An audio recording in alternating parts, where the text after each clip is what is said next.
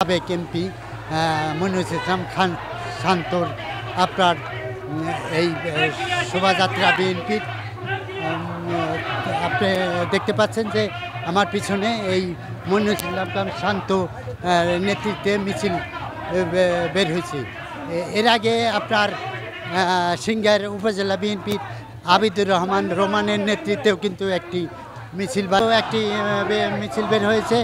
আমরা আপনি দেখতে পাচ্ছেন যে এখানে এই আপনার এইটার সবচেয়ে বড় শোভাযাত্রা হয়েছে 47তম প্রতিষ্ঠাবার্ষিকী। এই ছিল আমার কাছে সিংগাইর থেকে সর্বশেষ।